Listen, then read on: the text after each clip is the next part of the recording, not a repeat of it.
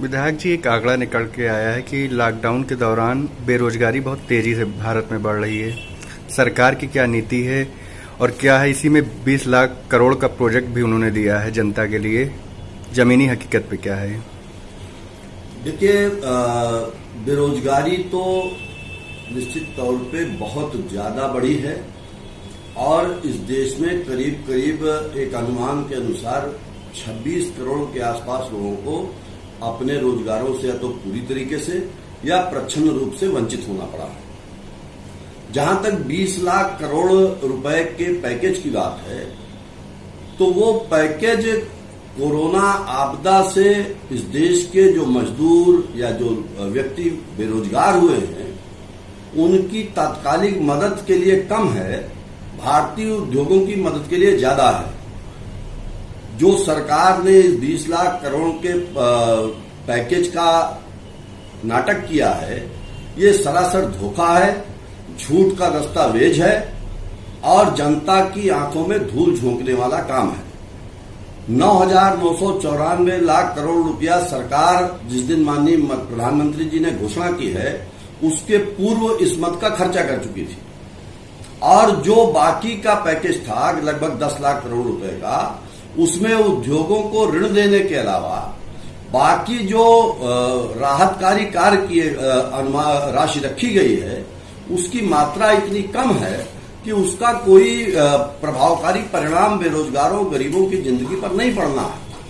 और मैं तो ये कहना चाहता हूं कि सरकार को चाहिए था कि इस मौके पे गरीबों के खातों में एक पर्याप्त राशि वो उसको ट्रांसफर करनी चाहिए थी। ये 1,000 रुपए और 500 रुपए ट्रांसफर करने का जो नाटक हो रहा है, ये देश की जनता की गरीबी का मजाक उड़ाया जा रहा है। न तो बहुत से खातों में पैसा ट्रांसफर हुआ है और जो 1,000 और 500 रुपए है वो इतनी कम राशि है कि उसमें किसी परिवार का जीवन यापन कैसे होगा।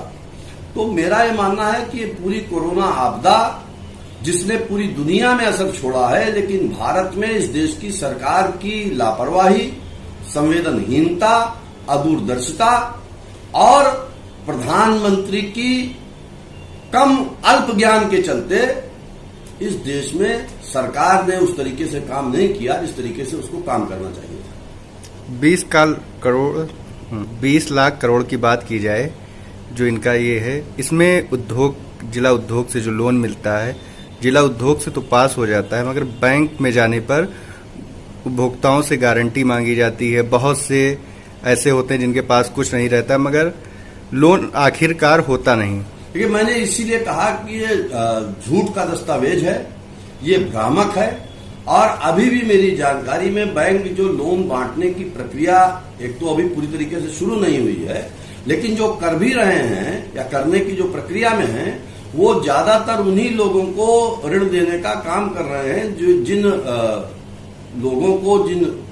उद्योगपतियों को, जिन व्यापारियों को वो पहले से जानते हैं।